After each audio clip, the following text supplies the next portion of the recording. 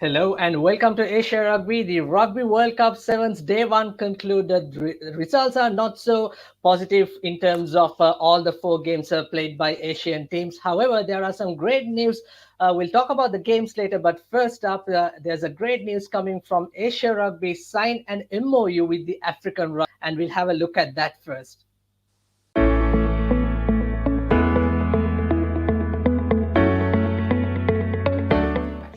Well, it is a groundbreaking moment for Asia Rugby and Rugby Africa. I think we have been working on this project since 6 months. So today also World Rugby Chairman Bill Waymont will be attending the signing. And let's hope that the MOU will be only the starting point. Sign an MOU with Asia Rugby. I think it's important that we start collaboration in a transversal way. Very happy to be here today, and thank you guys for believing in this project. Thank you, Asia, with all your competency for making this happen.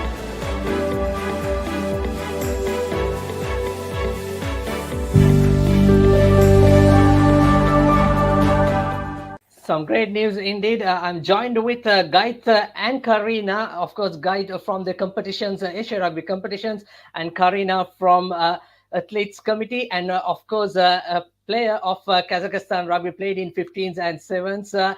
Gait, let's talk about that MOU signing. Can you give a brief on that? Yeah, of course. Salam Saber. Hi, Karina. I hope you guys enjoyed day one of the World Cup Sevens. Yeah, it's a historic event for Asia Rugby. It's the first time Asia Rugby and Rugby Africa actually sign an MOU to collaborate in two very important things for Asia Rugby. One of them is match officers development, specifically women's development, and women's rugby development. So we're hoping by next year we'll be able to develop some pathway for the Asian women's 15s teams to go and play against different opposition from Rugby Africa. We're still working on those plans, so hopefully we'll have something in place by early next year. But I think what we managed to achieve this year is we had one of the Asia Rugby panel referees, Eri Kamimura from Japan, who went on an exchange and refereed Namibia women and South Africa women in South Africa. The feedback we had was brilliant. It was a historic moment for us. So yeah, that was the start of it, and hopefully there'll be more opportunities for match officials from Rugby Africa to come across and from Asia Rugby to go over and get different type of experience. That's some wonderful news indeed. Thanks for that update, Gait. And day one, China played against Canada, lost 24 points to 5, and Japan played against the mighty Fijiana women's, lost 36 points to 7. It's all about, we felt like that they all panic in terms of the World Cup coming into that title. Let's have your thoughts, Karina, of those two games. I think there was two really interesting and nervous at the same time games, because I think even playing on such a high level is really nervous, and the girls showed us a really big show, a big fight, and I hope they will get a better score in their next games. Absolutely, yes. It's two consolation tries for both the teams, but they certainly did not play for their potential. Guide. We witnessed them how well they played in the Challenger Series in Chile a few weeks ago, in fact. Yeah, correct. We've got Japan women qualified to become a core team in the World Sevens Series. So that was a huge achievement for Japan Rugby and Asia Rugby. Unfortunately, as Karina has said, probably nerves. Day one of the Rugby World Cup. It is a very tough schedule in terms of you go straight into knockout, so that it's a sudden death. The first game is a sudden death. You get some teams might need a couple of games to get into their rhythm, to get into their systems, to be able to perform. It is a very tough competition, the Rugby World Cup. You play one game, you win, you through, you lose, you're out. So unfortunately for us and for the both teams and the players, it wasn't meant to be this time. Absolutely. In terms of men's game, there's quite surprises. USA missed out the quarterfinals. Scotland and Wales missed out the quarterfinals. So as England. So it's all about all to play for. It's a knockout World Cup. In fact, it's a knockout World Cup. Talking about tomorrow's women's competition, we'll talk about the men's next. talking about tomorrow's, Karina, of course, Japan playing the home team, South Africa women's, and China playing against Poland. What do you think these teams should do? Um, the only thing I can say that they need to show these teams the way Asian women can play. So there will be great two games, and I hope girls, and I know that girls have all the chances to win both of these teams. Absolutely, yeah. Hope they play. I like the word you said that how the Asian teams will play. Of course, we witnessed that, like Guy mentioned. What do you think in terms of tomorrow's game? These two women's team, China and Japan, should do, Guy.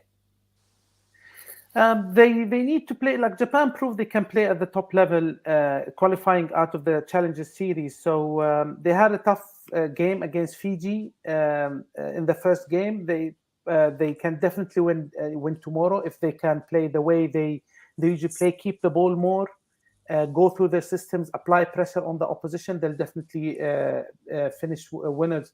We know China are athletes. The women's players, they're excellent athletes. Again, they can use their fitness. They can use their structure. They'll be very well drilled. It's just about getting rid of the nerves. First game out, unfortunate result. Now we have a chance to move on. So let's play the way we know we can play. Absolutely. Up next, it's all about playing for pride, playing for that rankings to go up in the ladder. Right. So tomorrow, that will be well watched in terms of Asian teams, Japan and China won't play. Moving on to the men's game, again, it's not both the team, both Korea and Hong Kong didn't play up to the potential, guide. Korea lost to Wales 33-10, and Hong Kong are losing to Uruguay, who are the Challenger Series winners, 19 points to 7. Yeah, actually, to be honest, Sabir, I was impressed with both teams. It's just about consistency during the game. If you look at Korea, they were unlucky. There was one try where the ball bounced off the post where the Korean player knocked on. That was unfortunate.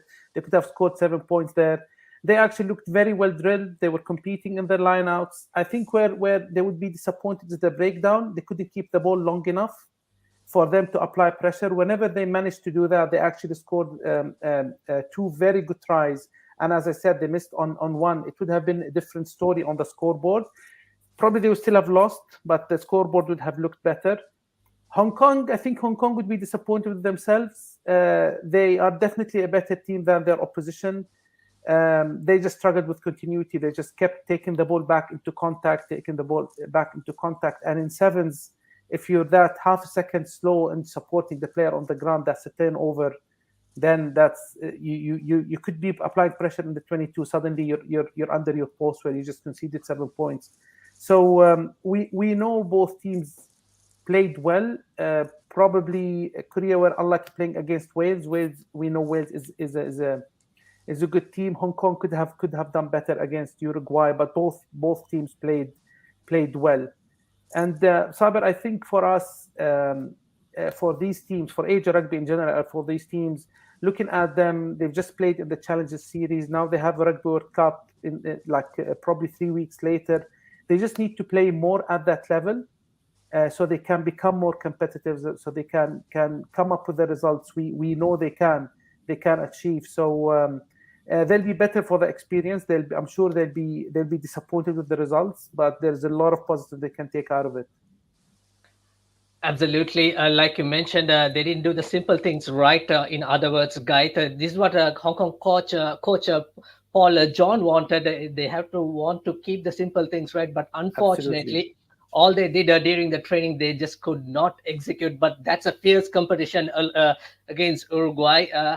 However, Hong Kong will play Zimbabwe tomorrow. They beat Zimbabwe twice in the Challenger Series in Chile. Yeah. And on the other hand, Korea will play Uganda.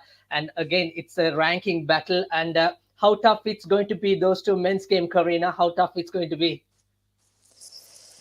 I don't know. I hope not really tough because for me, as an Asian player, it's really impressive to see how Asian teams playing on such high levels. So the only thing I can say that I wish them a good luck and to win all of their games, I guess.